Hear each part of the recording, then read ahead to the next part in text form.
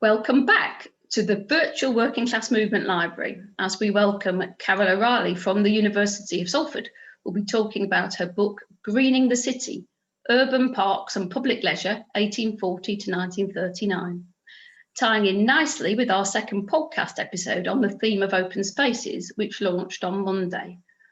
Look out for Begin the World Over Again, wherever you normally go for your podcasts. The library's events are, as usual, free. However, we would like to encourage you to support the library if you're able to do so, and there is a donate button on our website. Okay, without further ado, over to you, Carole. Okay, so I've got to share my screen. I'll get to my slideshow. Oh. So thank you, Lynette, for inviting me. I'm very pleased to be here to talk about some aspects of the invisible histories of public parks. I've written a book, as Lynette alluded to, called The Greening of the City, which was published last year. And in it, I look at a range of public parks in the north, mostly of England. Quite a lot of what we know about parks tends to be based on parks in London and the southeast. And I was very keen in particular to move away from that, to move parks history northwards, as it were, and to look at the histories of public parks in cities particularly that had very overcrowded and polluted environments. In other words, cities and towns that really kind of benefited from and really needed public parks.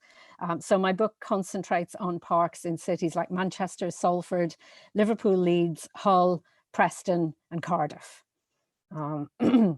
I thought I would start off just giving people a fairly random list of some of the major northern parks, many of which might be familiar to you, some of them maybe not, and some of the dates of their openings. So as you can see, Salford and Manchester is really very much in the vanguard of the earliest Victorian parks. We have some of the earliest parks in the country. Parks historians get very agitated when you try to put your finger on what was the first ever public park. There's a huge amount of argument going on about whether it was Birkenhead, whether it was Moore Park in Preston. It all depends on how you define a public park, but let's leave them to that argument. Anyway, these give you some sense of the kind of the range of parks in this part of the country. Many of them very large, very significant, and still really very cherished public spaces. Quite a lot of what you might read about public parks links to something called rational recreation. One of the things I get asked most often is, why did all of these public parks emerge at this time? And one of the explanations, one of the most common explanations, is something called rational recreation. To me, this is kind of a part of the story. Yes, some public parks were established because there were concerns among city councils and city councillors and rather middle class people that the working classes were too idle when they weren't working, that they were drinking too much, doing all kinds of other things, and that if they had a park to go to, that it might dissuade them perhaps from drinking too much. Of course, the evidence suggests that it didn't, that they continued on drinking as much as they ever did, and also, of course, used the space of the park. But this really nice quote from the Bradford Observer about 1850 gives you some sense of some of the agendas that were driving the development of public parks. But these were not really the only reasons why parks were set up. And I think once you start comparing one city with another, it's very instructive about the different reasons and the different agendas really that drove the setting up of public parks. Just tying into the whole idea of invisible histories, which is the kind of theme of all of these talks, I thought that I would pick out two elements from my research that kind of seemed to me to really pertain to the idea of an invisible history. The first is the kinds of people who worked in these parks. One of the things I was really fascinated to try to find out more about was who actually worked in these parks. And that's actually a very difficult thing to find out about, because the people who are actually doing a lot of the hard work, the gardening, the labouring staff, didn't in the main leave much records behind. So when you go and you search in libraries and archives, You can find all kinds of materials pertaining to the histories of parks, but these voices of the people who did a lot of the hard slog in these parks are unfortunately missing. I did find some clues in some documents, which I'll talk a little bit more about, that gives us some idea who these people were, what kinds of responsibilities they had, what kinds of jobs they did, the impact that a lot of these jobs had on them and on their physical health, which was often quite profound, as you might imagine. So I tried to kind of open up some of those voices that have kind of been lost. The other thing I wanted to talk about, which I guess again kind of ties in with lots of the things that the Working Class Movement Library is interested in, is the idea of parks as political spaces and spaces for political meetings and political activities. Lots of people are aware that parks were used, for instance, by suffragettes, and they were used all over the country for suffragette meetings, but they're also used for all kinds of other sorts of political meetings as well that haven't, again, gotten as much attention from researchers as they might have done. So I want to give you some kind of sense of the various different kinds of political activities and political meetings that happened in parks, and the kind of debates and controversies often that these political meetings provoked. So let's start with employees. This man was in charge of Manchester's parks during a very important kind of formative period between 1915 and 1932. And he's a really major figure in terms of the history of park management in this country as a whole. He wrote a very well-known book called Municipal Parks Layout Management and Administration, which remains a kind of a classic go-to book about parks administration to this day. It's an incredibly detailed book. It tells you all about how to lay out a park, what kind of plants you should be planting in your park, what kind of sports facilities you should offer, how you should manage the park, what kind of forms you need to use to administer your park. All of these kinds of, it's a really interesting insight, I think, into the kind of very detailed person that he was. His name was William Wallace Pettigrew. He was a Scottish man originally. He was born in Scotland. He had worked in Cardiff and was in charge of Cardiff's park before he arrived in Manchester in 1915. And he was really a kind of driving force behind the development of parks across Manchester from 1915 to 1932. But he was also influential in a much wider sense than that. A lot of the things that he did in Manchester, other cities and towns copied elsewhere as well. So he's somebody that I'll be referring to. So he's what's called the parks superintendent. Every town or city by the early 20th century had the role of parks general superintendent. This is the person who's in overall strategic charge of parks. And this was really a very big and important task. At this point, cities are accumulating a lot of parks of various sizes, large flagship parks, also smaller recreation grounds. So the actual task of managing all of these spaces, managing all of these staff is a really responsible one. Underneath the park superintendent, then every park has their own park keeper. And the park keeper is the person who is in overall charge of that particular park and its staff. And this is another, therefore, very significant job. The park keeper is not just responsible for maintaining order in the park, which was a bit of a challenge from time to time, but it was in charge of the staff of that park as well. These roles originally combined working in the park, overseeing the park, and security of the park. So the park keeper is responsible for things like opening and closing the gates. They're responsible for making sure the public leaves the park in good time. They keep order and discipline in the park, which is often a very big challenge. Many of these parks get very, very crowded, particularly in the summer when the weather is good and children are on school holidays. The park keeper at Stanley Park in Liverpool remarked that the park was often so overcrowded with school children, and to a large extent by what he called a destructive and hooligan type, that dealing with wear and tear on the landscape was quite difficult. Park keepers were also expected to have horticultural skills in terms of deciding how and when to plant and maintain the parks, and they also had to have people management skills to manage their staff. Most park keepers had a uniform, and this was a very important symbol of their authority. Lots of these uniforms resembled a kind of police officer uniform. And indeed, many park keepers were sworn in as special constables when they were appointed, and they were given powers of arrest. So if somebody really got out of control in a park, they could actually be arrested by the park keeper. The park keeper salary reflected the level of management required and the size of the park that they were managing.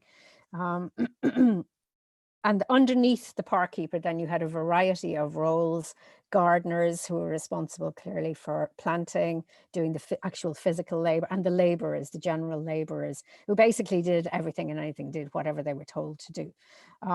For these people, most of their work was very heavy and demanding manual labor. It required a very high degree of sustained physical effort, and it often took its toll on older employees. Like I said at the start, it is often very difficult for historians to find out exactly who these people were, what they did on a day-to-day basis, and how they felt about the jobs that they did. We have been able to get some little glimpses into this, however, when I was doing some research right across the road from the Working Class Movement Library in the local history library in Salford. I came across these personal notebooks of Salford's park superintendent. Unfortunately, I've yet to be able to trace a photograph of him, but he was called Alfred Wiltshire. And he worked as Salford's park superintendent, again, from the late 19th century, well into the 20th century, so for a very long time. And he kept these extraordinary records of what he was doing on a day-to-day basis as the park superintendent and what was going on in all of these parks. These are in great condition, as you can see, and they're also very readable, which a lot of work from that time isn't necessarily. And they really do give an excellent insight, not just into what he was doing, but also into what other workers and employees in the parks were doing. And he literally lists, this week the men have been doing, and he makes a big long list of the tasks. So that's a great way of getting some kind of insight into at least what the ordinary laborers were doing in the parks. So he left this detailed account to us, and from this we can get a kind of fascinating glimpse into the activities of the men, the plans that were underway for various events and festivals in the parks, the amount and the types of crimes that were committed in the parks, and other details such as levels of sickness absence. So all of this kind of enables us to build up some kind of picture of the kinds of people who were working in the parks in Salford and what their day-to-day life might have been like. So he outlines in great detail the usual activities of the men, which range from things like digging, weeding, planting flowers, shrubs and trees, pruning, maintaining and enlarging the flower beds. So this was very tough physical activity that went on all year round. And most of it was going on in the open air. The physical nature of the work is emphasized by the regular reporting of those who were incapacitated and those who were unable to work. These were logged on a weekly basis, and if the illness proved long-term, Mr. Wiltshire would ask his parks committee what level of wages, if any, should continue to be paid. So most of these men, if they did become ill, were supported by getting at least part of their usual wage over quite a long period. The level of wage that they were paid was usually related to the length of service. So the longer they'd been working in the parks department, the more they were entitled to some kind of sickness pay. Obviously, this was in a world when the idea of sickness pay was non-existent pretty much. Those who had worked for the parks for many years, and they had many employees in Salford that worked as many as 20 to 30 years for the parks department, were much more likely to be paid most, if not all, of their wages if they became ill. Obviously, the physical nature of the work did take a toll on the employees. In Liverpool in 1885, their Parks and Gardens Committee decided to reduce the wages of all parks labourers when they reached the age of 65. Again, we're obviously talking about a time when there is no such thing as a retirement age. People literally go on working well beyond 65 as long as they are able. 2 labourers from Liverpool's Wavertree Park complained about this decision on the basis that although they were 65, they felt they were still capable of doing a fair day's work. Dealing with aging employees was something that seems to have been constantly on the minds of park superintendents. There was often a reluctance, obviously, to sideline or terminate people's employment after they reached a certain age. But at the same time, there needed to be an element of pragmatism. Some of the labourers struggled as they got older to perform their jobs to the standard that was needed, and often had to be let go. Some of them were moved to smaller parks. They were moved to jobs that were slightly less onerous. So if they did not want to leave and they genuinely wanted to stay on, but they were no longer physically able to perform the tasks that they needed to do, they could be moved to smaller parks where the tasks were less stressful. So this is a park service overall in many of these towns and cities that is clearly quite humane and quite considerate, particularly when it comes to loyal employees. The most common illnesses that were documented by Wilshire in his notebooks tended to reflect the nature of these jobs. This was hard physical labor undertaken mostly out of doors. And again, Wilshire lists, like the diligent administrator he was, the illnesses that many of these men suffered from, things like bronchitis, gastritis, asthma, rheumatism, furunculosis, which is boils appearing on the skin, and influenza.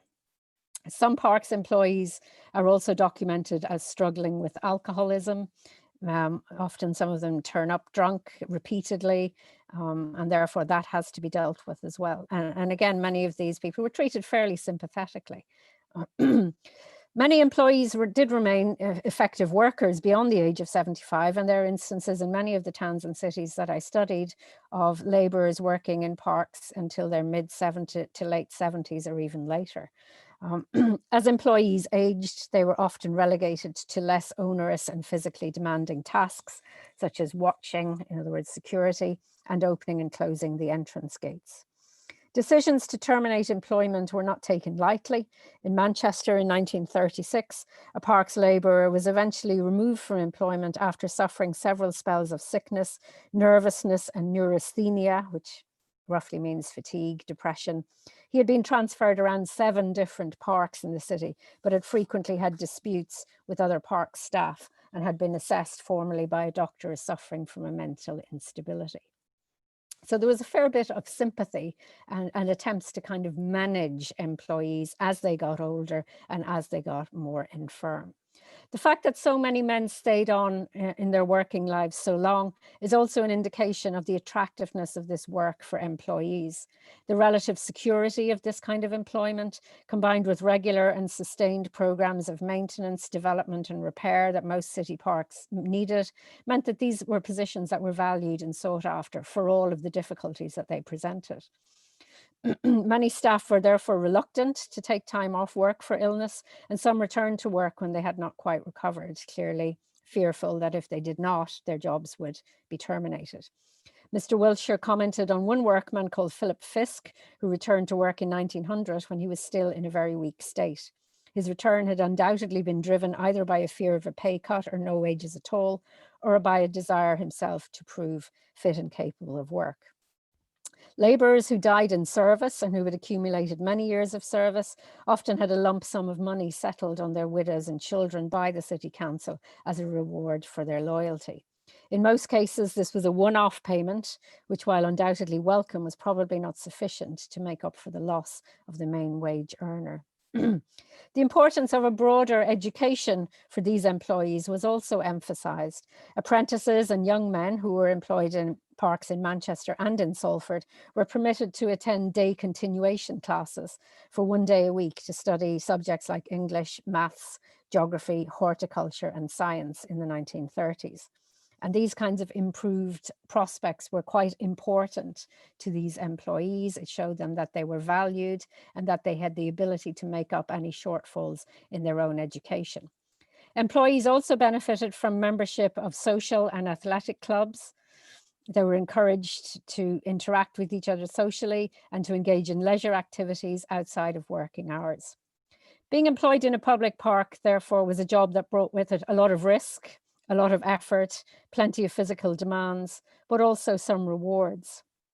Park keepers and those who worked in parks were frequently verbally and sometimes physically abused by members of the public in the course of carrying out their duties. And again, Mr. Wilshire documents a lot of this in detail. In 1928, the Parks Department in Salford took the step of appointing 3 park rangers to undertake watching duties in the larger parks of Buell Hill Park and Peel Park. They wore a uniform and they were sworn in as special constables with powers of arrest. In part, this was to prevent assaults on the park keepers, but it also freed up the park keepers to do other kinds of things, often more horticultural aspects of their work, and take their attention away from trying to regulate the park. It was also really intended as to signal a new authority to the public. Park keepers frequently complained that one of the reasons why they were often attacked or abused by people was that they had no real authority to detain people who misbehaved. And so swearing them in as special constables obviously gave them a much greater credibility and a much greater level of authority. So for staff in these parks, these were stressful and physically debilitating jobs, particularly the lower down the totem pole you found yourselves. But they were also stressful administratively for park keepers and park administrators. And I did find examples of several park superintendents in Preston in particular, who had to take time off work themselves for the sake of their own mental and physical health. So the pressures and the stresses and strains of these jobs, I think, can often be underestimated. But this is certainly an area that we need to know much more about. And I know there's a lot of really good work going on in terms of oral history, trying to capture people's memories of parks and trying to capture memories of those who worked in the parks, particularly at the lower levels, to try to make good that kind of gap in the archives that we have got. I'd like to move on now to look at the second part of my talk, which is political activity in parks. Just got a final slide there on some groundsmen, very smartly dressed groundsmen at work in Peel Park. That will be a very familiar image to those of you who are familiar with Salford. Okay. Most of the authorities who establish public parks set aside a certain space in some of their parks, usually the bigger ones, to accommodate political meetings. So parks were not just intended as a diversion for the working classes away from the taverns and the public houses. They were really, from the start, there was an acknowledgement that parks could also be very useful spaces that would allow people to congregate, often in large numbers if the park was large enough, for political reasons. Manchester's leading Tory newspaper, the Manchester Courier, commenting on the lack of large open spaces in the city, claimed that bigger public parks like London's Hyde Park could offer a place where a melancholy Jacques can rail at his fellow men without interfering with their comfort in 1896. So parks were therefore conceived of as places where political pressure could be relieved. People could actually let off a bit of steam, and that would then kind of overall calm them down. Permission to hold political meetings always had to be applied for in advance. So it was up to the Parks Committee, the parks authorities in each city, to decide what kinds of political meetings were allowed within their park and what the terms and conditions could be. They usually also consulted with the local police force to make sure that there was no threat to law and order and to make sure that they were happy as well. The primary concern really in most cases was not so much to allow political meetings, but to make sure that political meetings, if they were allowed, did not interfere with other people's ability to enjoy the park. One of the most famous cases of a park's political meeting getting out of hand occurred in Boggerthole Clough in Manchester in 1896. Two local ILP, Independent Labour Party activists, Leonard Hall and Fred Brocklehurst, were jailed for a month for holding a public meeting without permission. This was intended to send a signal really to anybody who might have thoughts of doing a similar thing, that there was a process. And if you wanted to hold a political meeting, you had to submit yourself to that process. As a result of this incident, in May of 1896, Manchester City Council passed a bylaw banning the use of public parks for political meetings, raising the issue of what kinds of activity could be permitted in public spaces and how and by whom they should be policed. This bylaw was amended in January of 1897 after the intervention of the then Home Secretary, Sir Matthew Ridley, and political meetings were once again permitted. Although the new bylaws allowed such meetings subject to certain conditions, such as not raising money, tensions continued to prevail about the political content of these meetings. The ILP, the Independent Labour Party, and the suffrage movement were now tolerated. And Manchester's largest park saw very large audiences attend meetings organised by the Women's Social Political Union in the summer of 1908. Manchester, however, having relaxed a little bit about this idea, this was not necessarily replicated in other cities. Other parks authorities were much more cautious, were much more wary about the potential for controversy. Liverpool's Parks and Gardens Committee were adamant that the parks under control should not be used for political meetings. Bylaw 30 of their parks regulations specifically prohibited the holding of any political meetings at all. And there were good reasons for that. Liverpool suffered from regular outbreaks of sectarian violence on its streets, especially between Protestants and Catholics. Anti-Catholic meetings were held in public places, such as outside St. George's Hall in the city and near a disused mere called San Domingo Pit in the largely Protestant area of Everton. Some violence had resulted from these meetings and police had had to intervene. So Liverpool was particularly anxious to avoid any kind of repetition of this sort of violence inside the allegedly peaceful atmosphere of the public park. In December 1902 in Liverpool, a proposal appeared in front of their Parks and Gardens Committee to allow political meetings in certain parks of larger parks, such as Sefton Park, Newsham Park and Stanley Park. A report to the committee from the Chief Constable, Leonard Dunning, outlined the difficulties caused by these meetings and their inflammatory speaker, a man called George Wise, and the advisability of allowing him to hold his meetings in public parks instead of public spaces and waste ground around Liverpool. And again, the committee voted against allowing meetings in the public parks. This resistance to political meetings in Liverpool parks continued. It was continually coming before the committee and continually being voted against. And it continued well into the 20th century and is a reminder of the political tensions that kind of predominated in Liverpool. In April 1907, the South East Liverpool branch of the Independent Labour Party wrote to the Parks and Gardens Committee to protest at the lack of meeting space in public parks and to accuse the committee of failing to provide spaces for free speech for all citizens. Another vote on the subject in January of 1909 was lost by 7 votes to 2, as was a proposal to spend 1 month examining the situation in other cities, such as Manchester and Birmingham.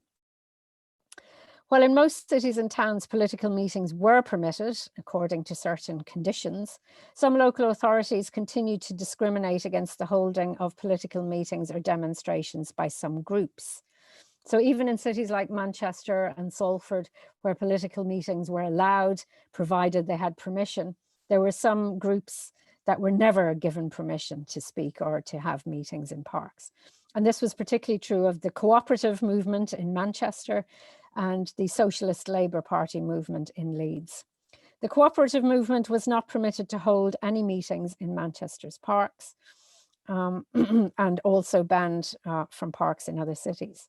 This, as you may imagine, caused quite a bit of controversy with those folks who were involved in and very passionate about the cooperative movement.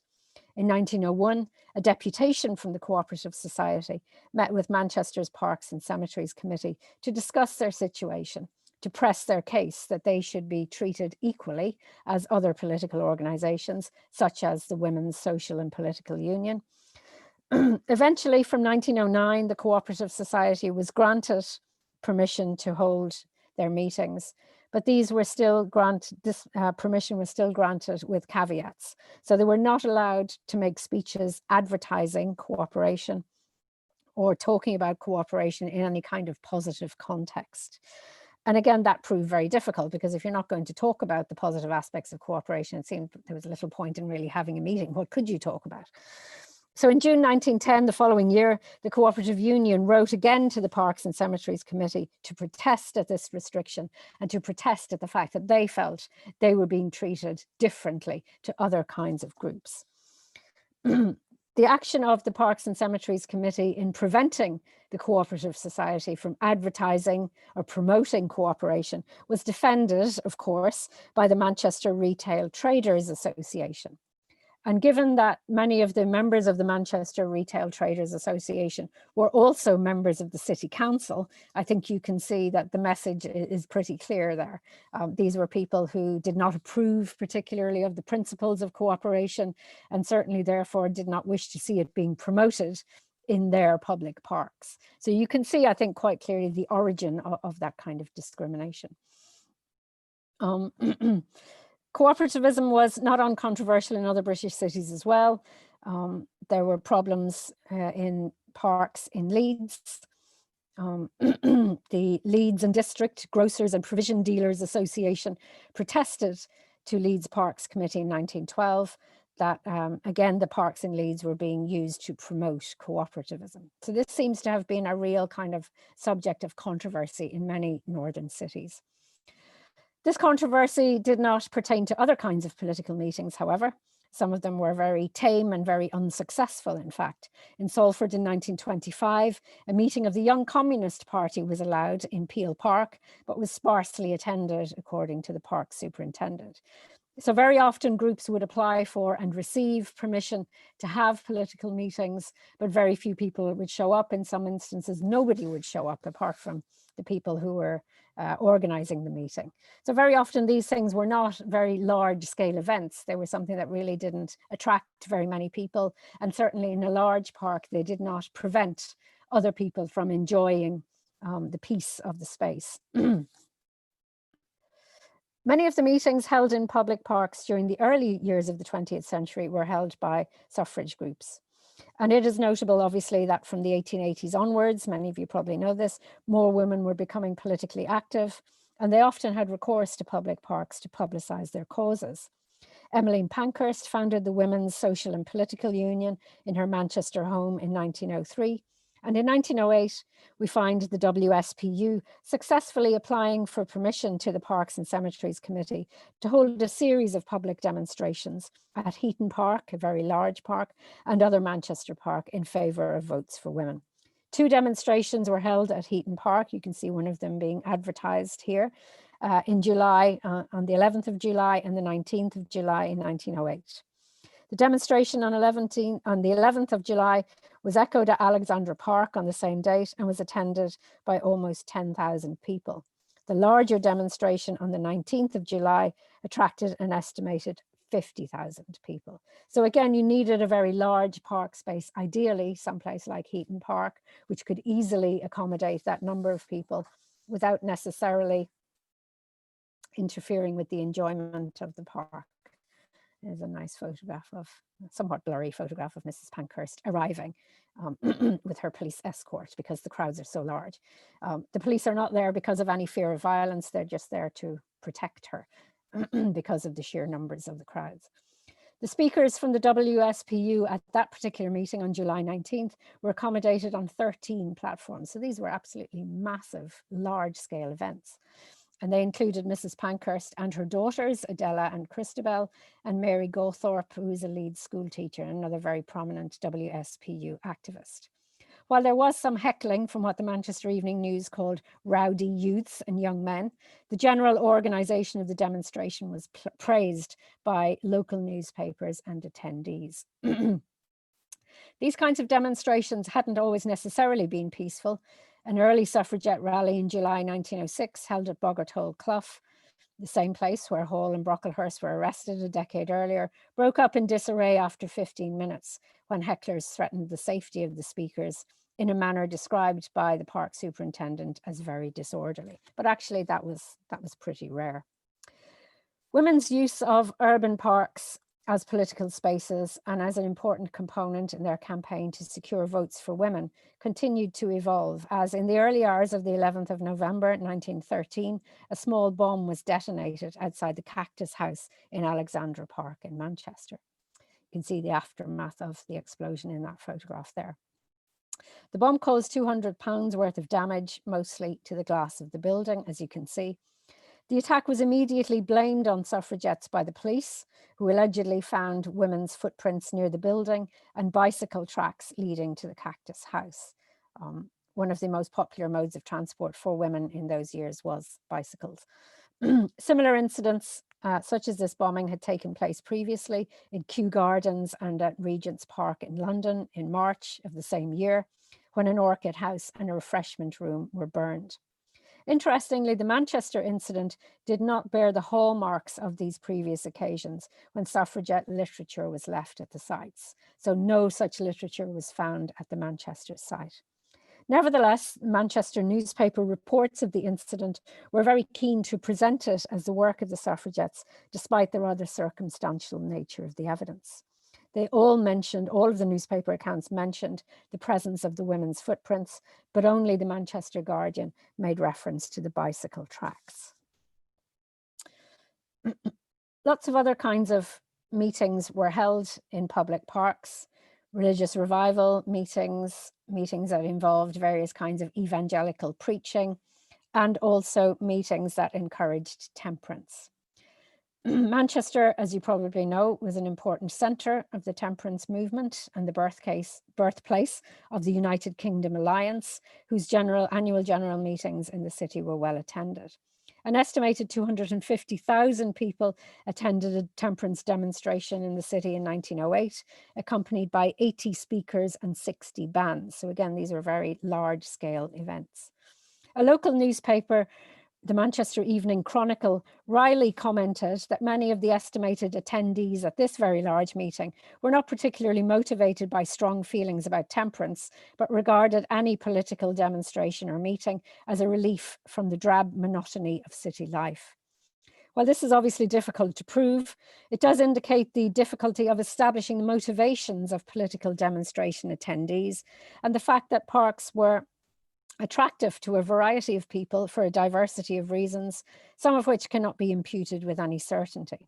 It is possible, certainly, that a large crowd and the sound of a band or of music could function as an attractive element in itself, and attendance at such events did not necessarily equate to support for their aims. A freely available spectacle, such as a meeting in a public space, was a viable form of entertainment at this time, when recreation was often the preserve of the few.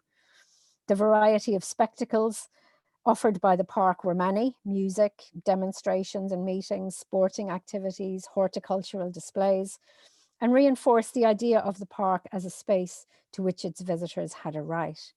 Parks were places where visitors could learn not just about the development of a popular and morally acceptable taste in the arts or about particular political comments, but also broader concerns such as citizenship.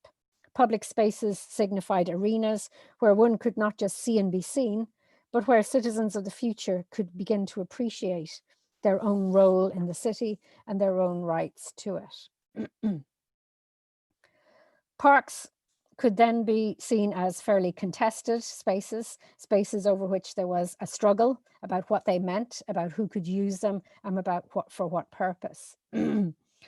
More controversy resulted in terms of political spaces in the late 1930s, with the granting of permission to the British Union of Fascists to hold political meetings in many British parks.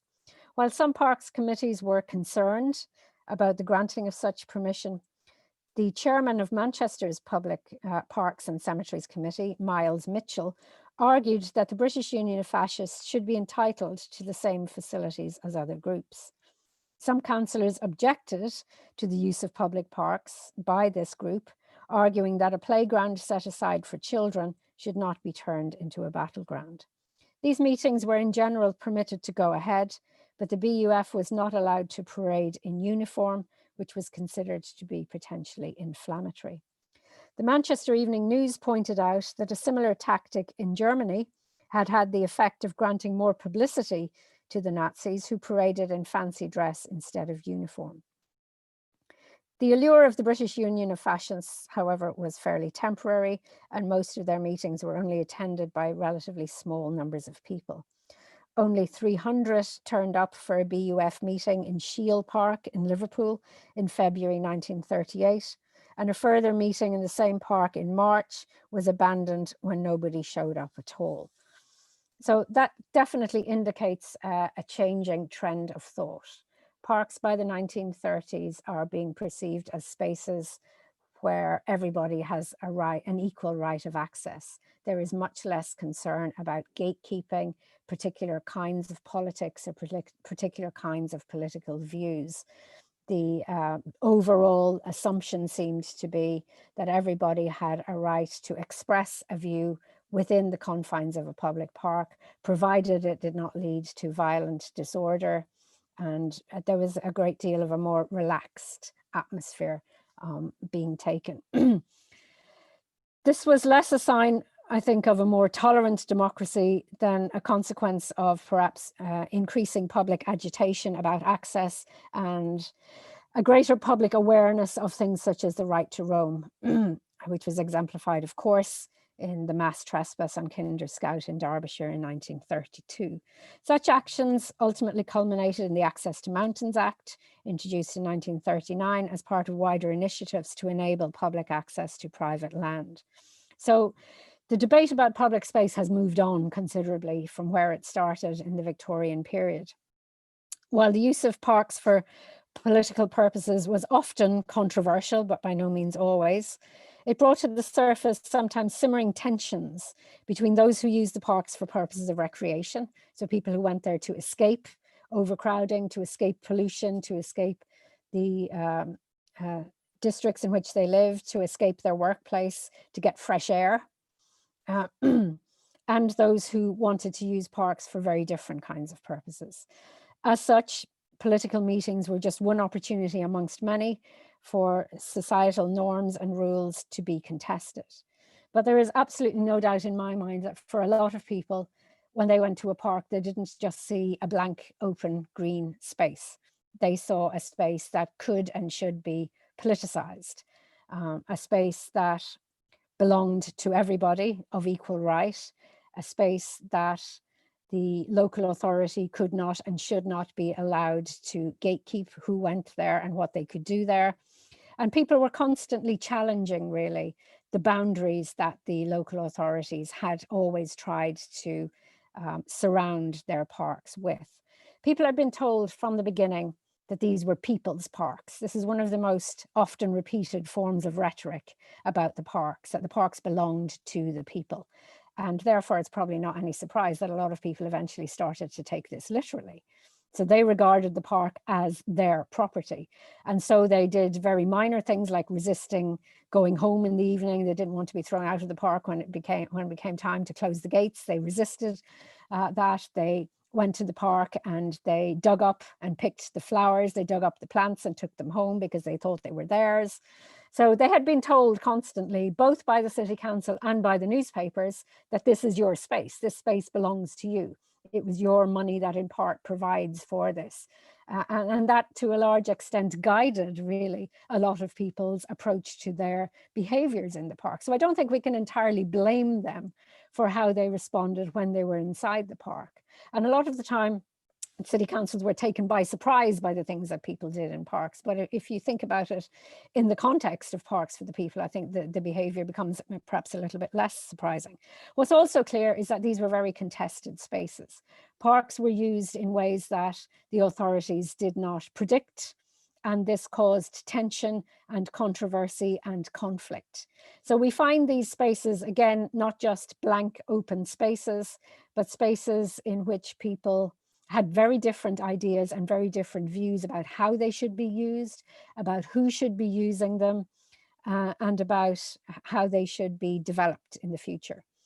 And I think this is one of the aspects or attributes of the parks that makes people feel so positively about them and makes people feel that they enjoy and that their park belongs to them. It gives them a sense of ownership and a sense of belonging. But also you can see how these tensions inevitably, I guess, kind of crept in. Thank you very much. Thank you, Carole. That's fantastic. The Invisible Histories is such a good title. I say so myself, because there are wonderful stories to unearth everywhere, and you have unearthed a lot of them there. People have commented on wonderful handwriting of the Salford Yes. superintendent. Fabulous Fantastic. handwriting. Yeah, and somebody said on Twitter this morning how important parks had become to them lately. So it's a very topical theme indeed, isn't it? That sense of belonging has felt even stronger over these last few months, I think. Yeah.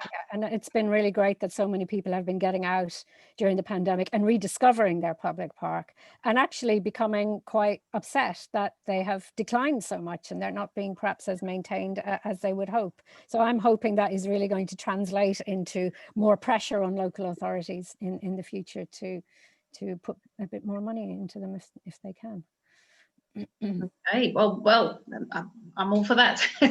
So we've got various questions in the chat, so we'll kind of start with that. Great. Other people, if you want to use the chat function, please do, and then you can wave at me if you want. But quite early on, when you were talking about rational recreation, Pia said, did rational recreation also have to do with women taking exercise for their health? A little bit, but not specifically. Rational recreation really was about drinking and trying to keep people from the pub. And this seems to have been a perception that was grafted onto the working classes, largely by those from the middle classes, who tended to presume that if a working class person was not at work, they were falling down drunk, and that therefore they needed some kind of alternative recreation, or they needed another outlet, if you like. Women are obviously really interesting in their own right as parks users. And if you look at even the earliest photographs of the Victorian parks, it is clear that one of the main users of parks were women. So women went there with other women, they went by themselves, they went with their children. So women were a huge part of the audience. They were not really discussed as having recreational needs in the earliest Victorian parks, but that comes in quite quickly. And certainly by the early decades of the 20th century, women are asserting themselves. They're talking about what they want from a park. Also at this point, women are popping up on city councils and very often on parks committees.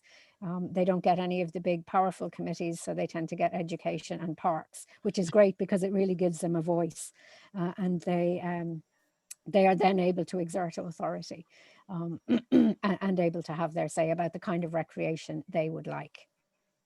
And actually, a follow-on question from Pia, which is, why didn't parks employ women when women were widely employed in agricultural work and were very used to gardening? That's a very good point, and we find women being employed all the time during war. So the minute the men go off to war, there's no men to work in the parks anymore, and along come the women. I'm not sure they were entirely digging trenches, but they were certainly doing a lot of the horticultural work, and certainly in Manchester they were being trained.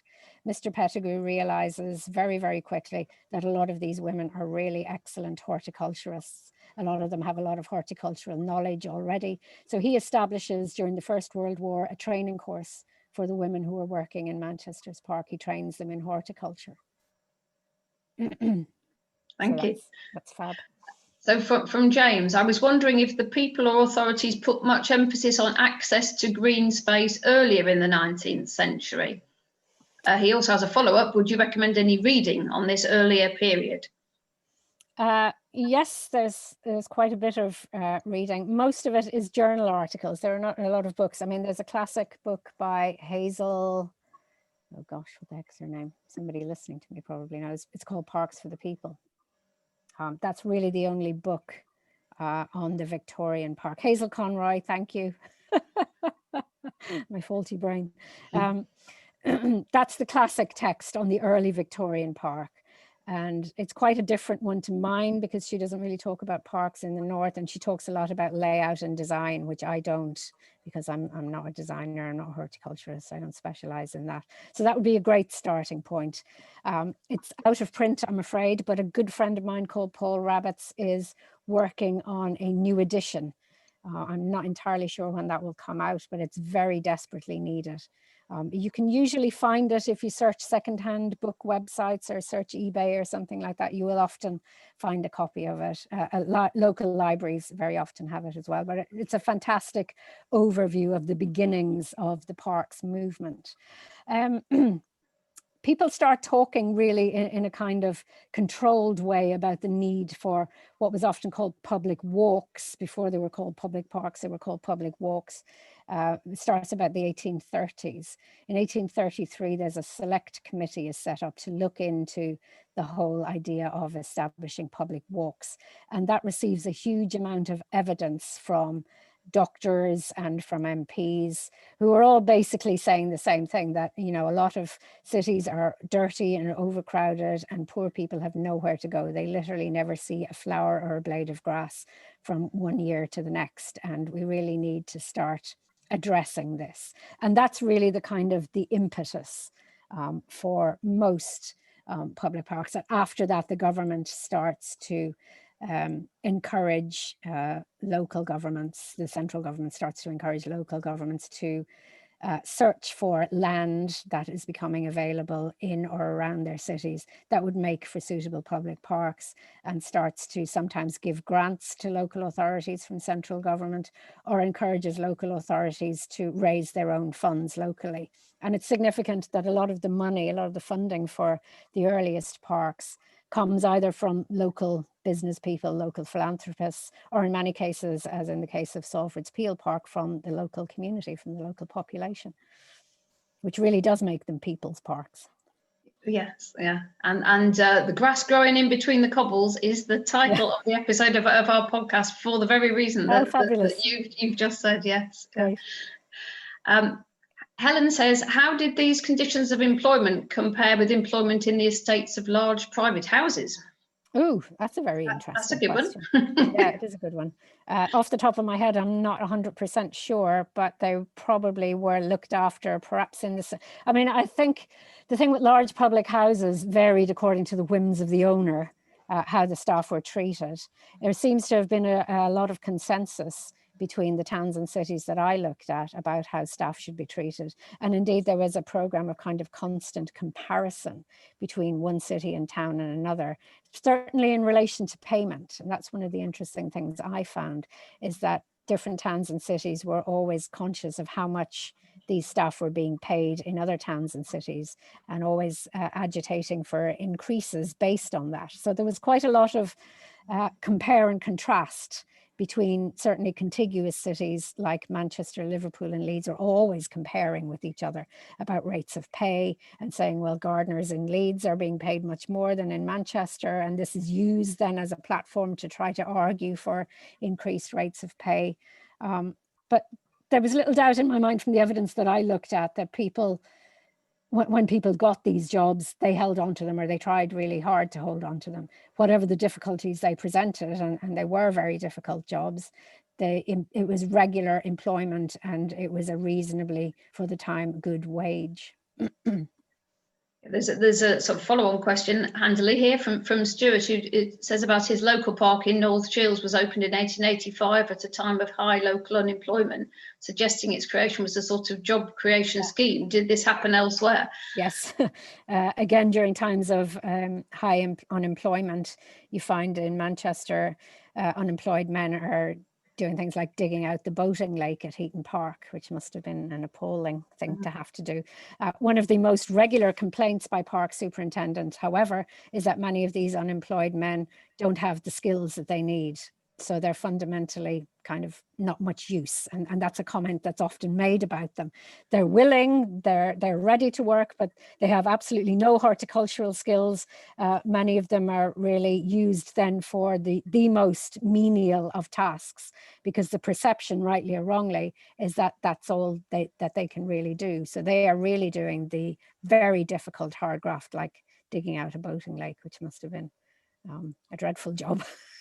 But, you know, had a fantastic outcome. The boating lake is still there and still beloved. And I always think of those men, actually, every time I walk by it, and think, crikey, what a job that must have been to dig that one out. Yeah, we've a mention of Avenham, sorry, I don't know how to pronounce it, park in Preston, built as job creation during the cotton famine. Yeah. So they were great employers, you know, because there was always things that needed doing, and there was almost never enough people to do it. So I can well imagine at times of high unemployment, it must have been very attractive to say, well, let's just put all these people to work.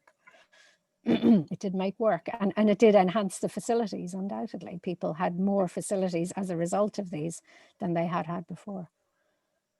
There's a question from Julian, which also gives me the chance to say that we've got the fantastic Red Rope archive in the library, which once we're back open, come and find more about. And Julian's the man who was presented to us in a wonderful state. Librarians and archivists are so excited when they get something that is well catalogued in the beginning. It's brilliant. Exactly. Anyway, sorry. Julian's question is, who actually owned the land on which the parks were created? Was it municipally owned, purchased, or leased? A variety, really. Something like Heaton Park was a former aristocratic estate. The Wiltons of Heaton Park, the Earls of Wilton, they had kind of fallen out of love with Manchester and its pollution. They were a family that really enjoyed hunting, and hunting in Manchester kind of difficult because there's too many hills. So they moved off down to Leicestershire, and they were pretty desperate to sell the estate right at a time in 1901 when the City Council was looking for more land for public space. So that was a kind of ideal marriage of seller who wants to sell and buyer who wants to buy, and they got it for a fantastic bargain of a price. So many of them did come from sales by members of the aristocracy. Some of them were donations by members of the aristocracy. Quite a few of the parks in Cardiff came from the Bute family. That might be familiar to some people. So they came from a whole variety, and some of them were just purchases. Some of them were formerly common land. More Park in Preston, I think, was common land originally. So there's a whole variety of means of acquiring land, but more often than not, local authorities were having to buy it, were having to purchase it from somebody. And that was actually a cause of, a fair degree of angst. They had to be sure that they were providing value for money. They were aware that an argument often had to be made to people that this land was really going to bring something for everybody, because almost immediately they announced an intention to buy land. Something like a ratepayers association would pop up and start protesting and start saying, why on earth are you wasting money on this? So not everybody was particularly happy. That's it's like you're spotting the next question. It's very impressive. So from our podcast creator Hilary, was there ever resentment from local people that land and open spaces were being set up as parks, and did planning the parks take account of either linking with traditional footpaths, find out more about footpaths in our podcast, or overriding them? Not necessarily. Yes, not everybody was delighted. Absolutely. And it was always the ratepayers. It's pretty predictable. No matter what city or town you look at, you always find a ratepayers association popping up and forming some kind of protest. I haven't, to my knowledge, come across any examples of a ratepayers association preventing the purchase of land for a park. So I guess that's a good thing. It was almost kind of a tokenistic protest. But there are certainly questions being asked about, the efficacy of taking on some parks. Again, to go back to Manchester, before they bought Heaton Park, they thought about buying Trafford Park. That was also an aristocratic estate. That was twice the size of Heaton Park. But there was a general feeling, A, it was too far from the city at the time, and B, it was just too big. So they felt Heaton Park was actually much better. So a case had to be made, absolutely. And in the main, city councils were happy and able to do it. They were, once the park had been bought, that kind of controversy didn't always necessarily go away. Parks were very, very expensive. And this is the thing, if you take a fairly long period in their history and you look at exactly how much money is going into them, even not just the larger parks, but any park is expensive. And most of them never make back the money that is put into them. So city councils, in a way, are constantly having to kind of update their justifications. And one of the things that you find quite a lot when you look at newspaper comments, local newspapers in the 1930s, they're constantly asking, are our public parks worth the money?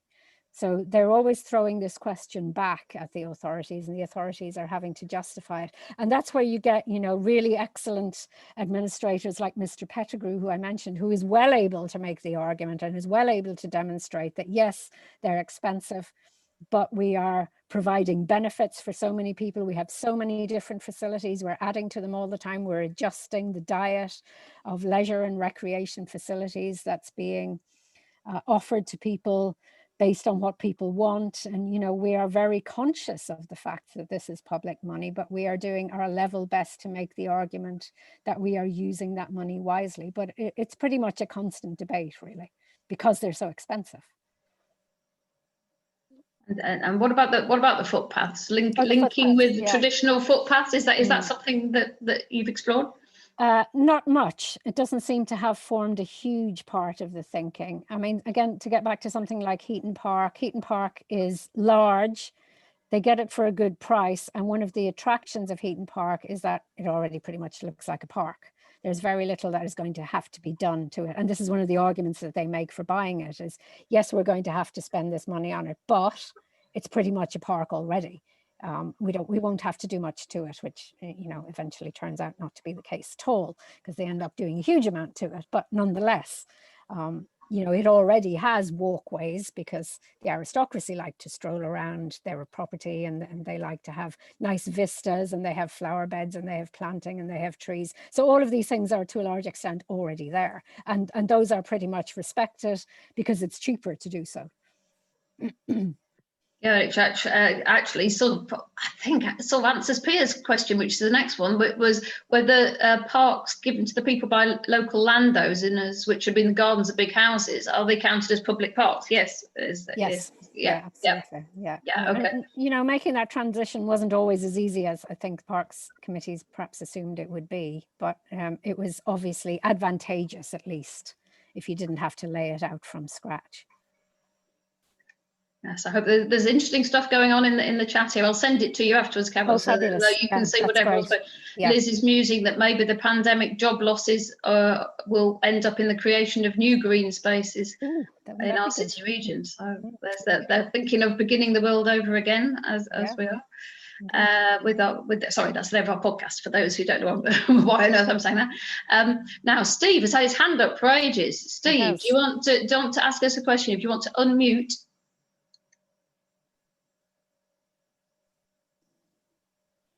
Go on, we should be able to hear you.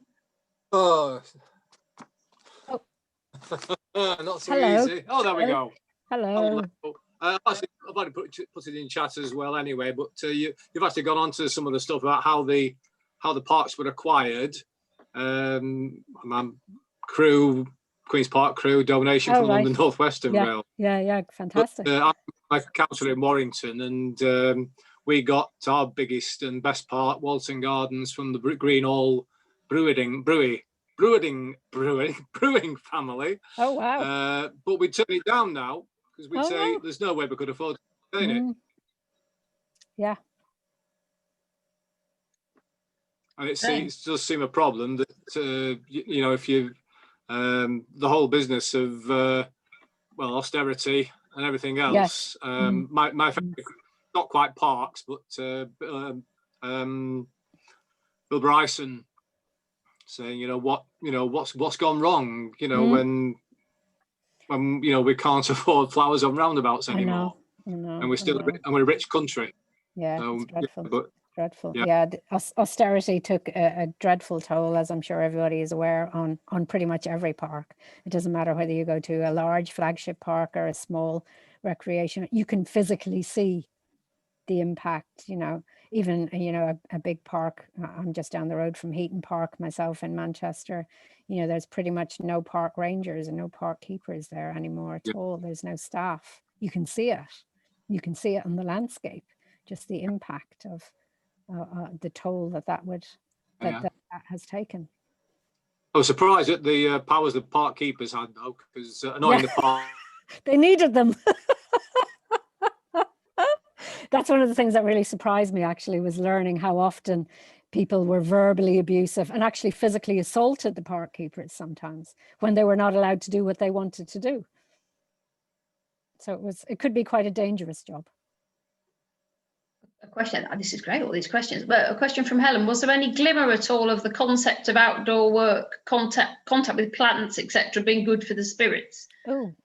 That's an interesting one. I've actually got a chapter in the book about parks and the green agenda, and I look a little bit at how parks were kind of moving people towards thinking about parks and not just physical health, but psychological health as well. There are glimmers of that occasionally. And you find it in other aspects of management of cities as well in the early decades of the 20th century, planting street trees, for instance. This idea that, you know, if you can't get to a park, but there's a tree outside your house, that is somehow better for you. And many of the city councils actually started to put window boxes on the windowsills of council houses to allow people to have a tiny little space to call their own, in which they could grow whatever flowers they like. So I think all of that is an acknowledgement that nature and planting and greenery is good for people, physically and mentally. So yeah, I would absolutely try to make the argument that this was really the beginnings of an appreciation of the contribution of the natural environment and nature to the physical and mental well-being of the individual, whoever they were.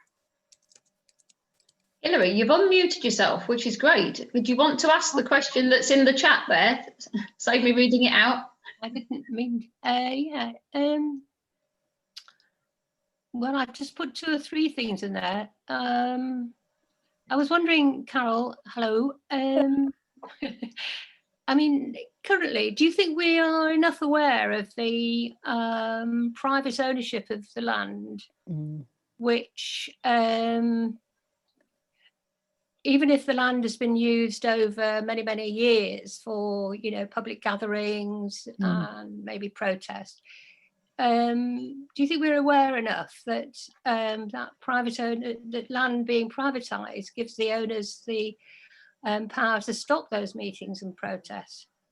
Absolutely, and this is something that is becoming an increasingly big issue, I think, in many towns and cities. Especially in the cities, yeah. Yeah, I myself work down at Media City, and, you know, I think that's a kind of classic example of land that looks public, but that is actually private. And if you try to take a photograph of the wrong thing, the security man comes over on his Segway and tells you that you can't do that. So there is a lot of land that looks public that is not public, that is actually private. And I think that is increasingly becoming controversial and becoming an issue in many urban places.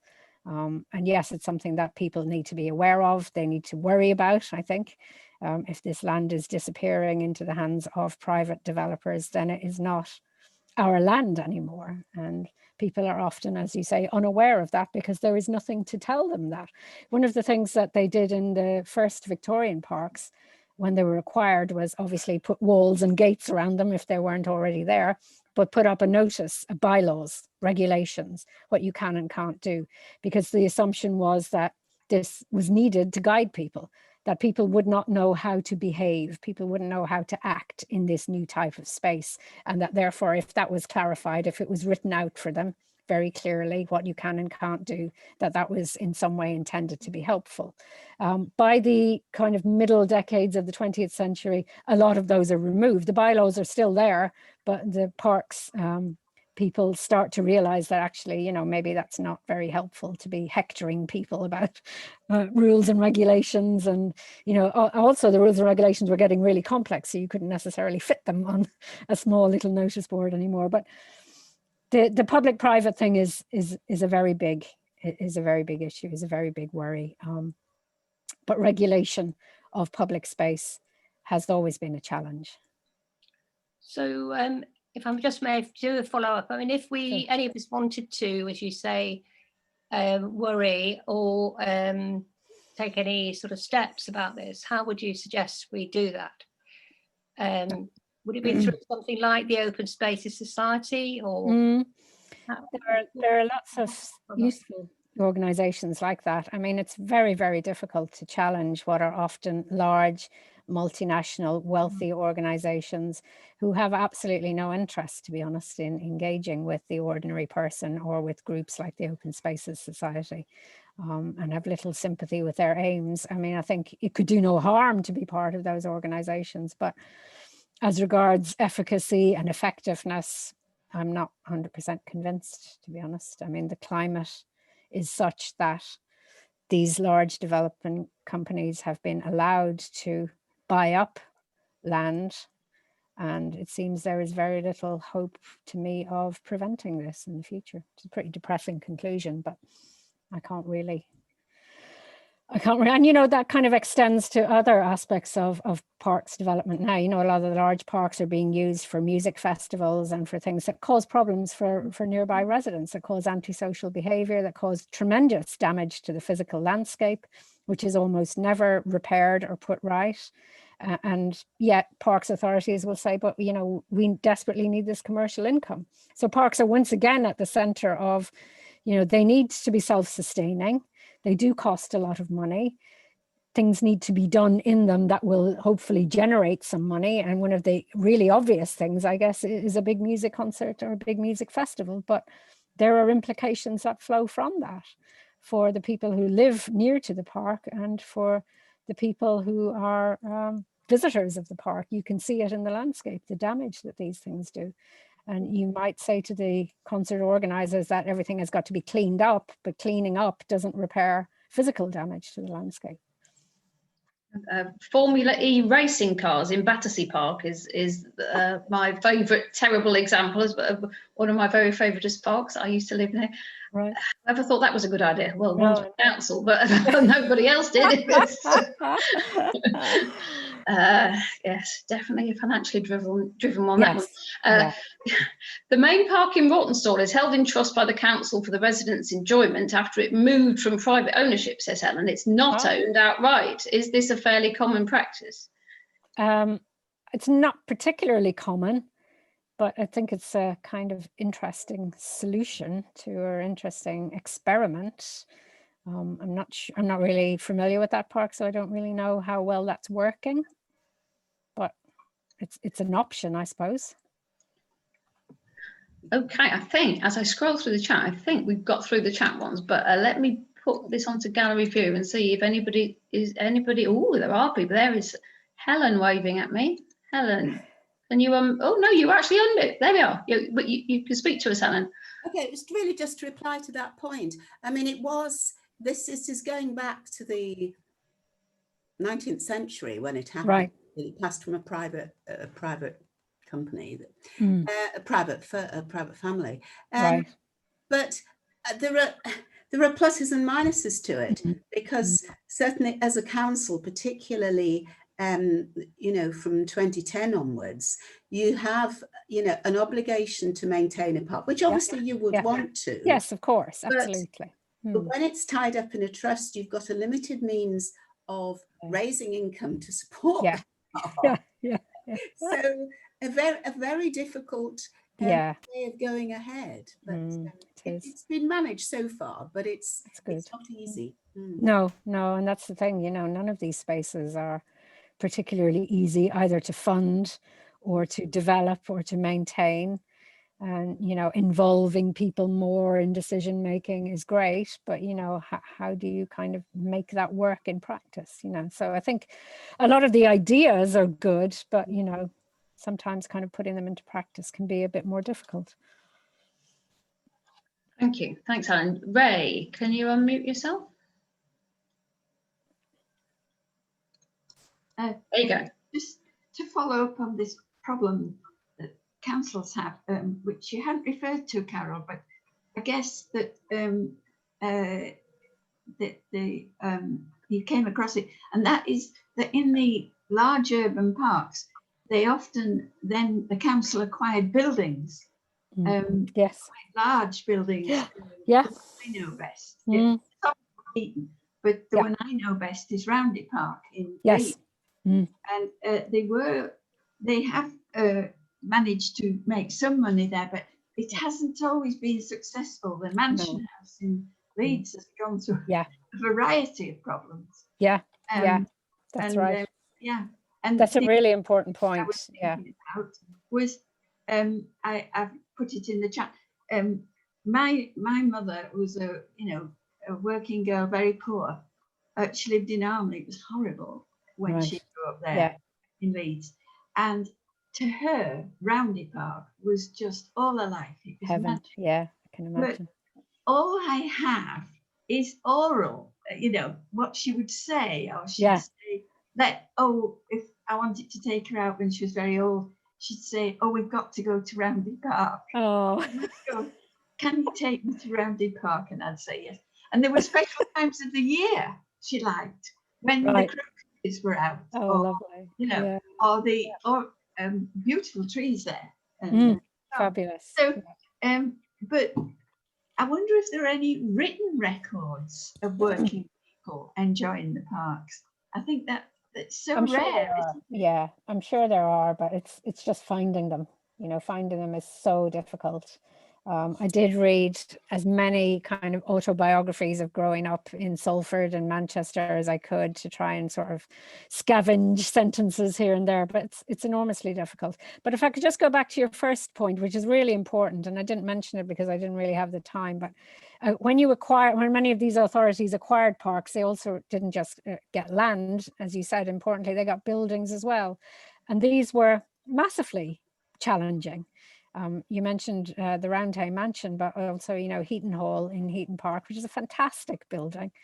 And I actually happen to belong to a group called the Friends of Heaton Hall, who have spent, I think we spent the best part of 12 years trying to convince the authorities to fix the building. It was in a state of dreadful disrepair. It's a lovely James Wyatt house. It was the original home of the Wiltons, the Earls of Wilton.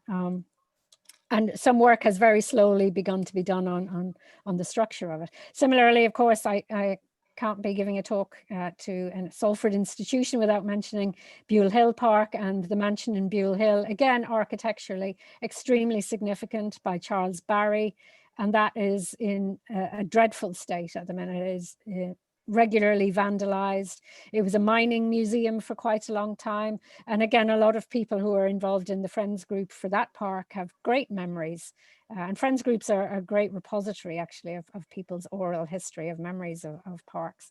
But a group has just been formed now to try to pressurize Salford City Council to do something with Buell Hill House and the mansion there. But these spaces are very difficult. It's difficult to find things to do that will bring in money for the landscape, but, you know, finding things to do with these buildings is another set of challenges. At one point, Manchester looked at putting a casino into Heaton Hall, believe it or not. So all kinds of, you know, random schemes have been thought up, but what do you do with them? How do you preserve them? How do you find viable uses for them? You know, it shouldn't take a huge amount of imagination, but it certainly takes money, and it takes community involvement and community activity. We cannot just sit and wait for the authorities to do these things. We must be part of the solution. We must be an active and a proactive part of it. But that takes time and energy and effort. And these are very, very long-term projects. Always good to have a call to action though, Carole. We like that at the library. Yes, yeah. Eleanor, sorry, you've been waving at me for a while. I have seen you. Go ahead. Right. I'm very fortunate in that we live near Tatton Park. Oh, lovely. Which was the Edgertons' residence. And there's Tatton Hall, which is regularly lots of people go in and see, and that's part of the National Trust. Yes. But actually the park is run by Cheshire East Council. Now, I don't know, I can't believe it's probably owned by the council, but probably Tatton couldn't afford to keep it and things, so Cheshire East took it over, which does mean that you know, we've actually bought, because we wanted to get up there regularly, but the far end of the car park of things up towards Manchester is never crowded, whereas the first bit is. So we bought a car season ticket, and sort of been going up the far end and no problem at all. Well, we went out on Sunday, a lovely day, and there were thousands of people. Oh my gosh. Up all the things. It took us 10 minutes to actually drive from the Tatton, the Knutsford gate up. But anyways, But then we found our deserted area that we normally go to, Lovely. and another place, and went around all sorts of things. But it's just, you know, the number of people obviously at the moment Yeah, are wanting to get exactly. out Yeah, into an yeah. open space. Yeah, they That was really really are. it. I mean, we've Yeah. been doing it, but the volume on the way back, we decided we wouldn't drive through the park. We'd go on the north entrance and come back round. It was a lot quicker. I'm sure. Well, what a great tribute to the space. So many Yes. people are wanting to get in there. Absolutely, absolutely. Fabulous. Right, thank you. Now, is anybody else waving at me? This has been a great session. So Carole said she was looking forward to the questions. So I think we've well and truly bombarded you there, Carole. But hopefully, Fantastic. with Super interesting questions. ones. Fabulous. And as I say, I will send you the chat please. with everything that's in there as well. I think we are drawing to a close. I always say it's been said to me, in fact, by somebody who was currently on the call, how they couldn't believe how friendly an online meeting could be. So I've particularly enjoyed Lauren knitting during it, which has been a really, really nice touch. It's fantastic. Lovely. So thank you very much, everybody, for being so participative, but obviously particularly to Carole. Hillary says someone else is waving. I can't see anybody else waving. Is anybody else waving? Oh, are they? Oh, was it? There is. It's Pia. Sorry, Pia. Thank you, Hillary, for spotting that. Go for it, Pia. Well, I just wanted to make a comment about my experience of using parks when I was younger, in like the 50s and 1960s, and what I've seen today. I came from quite, well, one of the recreations that went on in parks was meeting up with boys. Yes. And, you know, I came from a rather repressive Orthodox Jewish community. And so the parks were a place that you would never see your mum and dad in, you know. Yeah. Last thing that they would do. So that's where you would meet boys, in my case, illicitly, as it were. But I live in Old Trafford now, and there are lots of quite Orthodox Muslim and Sikh families. And before lockdown, you'd go around the park, and in corners, you'd see people having very fervent, you know, young men and women having very fervent discussions, if nothing else, in the corners of the park. And it made it great. I mean, it was great that the park could be a nice place that young people could.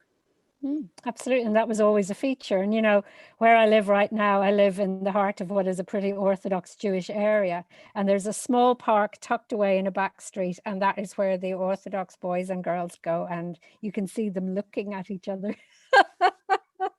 It's absolutely delightful. That is a nice note to end on. So thank you very much indeed, Carole. You have really sparked people's interest and enthusiasm. So we appreciate it mightily. And Carole's book, The Greening of the City, Urban Parks and Public Leisure, 1840 to 1939. She's not been pushing it, but there's a link to it from the events page that you click through from on our website. So do go and find out more about her book. So we've got another event tomorrow evening, 26th of November, 7 o'clock. We're co-hosting the 3rd annual Engels Memorial Lecture with Marks Memorial Library. If you head to the events page on our website, you need to register before 5:30 p.m. tomorrow if you want to come along to that. Then next week on Wednesday, the 2nd of December, we're back to our usual 2 p.m. start time for a double bill on a Labour Women theme, with Clara Jones speaking on the topic, Ellen Wilkinson and Virginia Woolf write the House of Commons, and Natasha Perrion, whose topic is A Good Democrat, Vera Brittain and Meritocracy. So this talk has been recorded and it will be uploaded to our YouTube channel shortly, and that's at youtube.com/WCM Library. A reminder that our talks are as usual free. However, we would like to encourage you to support the library if you're able to do so. And there is a donate button on our website. Thank you again, particularly to Carole, and goodbye until the same time next week. Take care, in solidarity from all at the Working Class Movement Library. Thanks, everybody.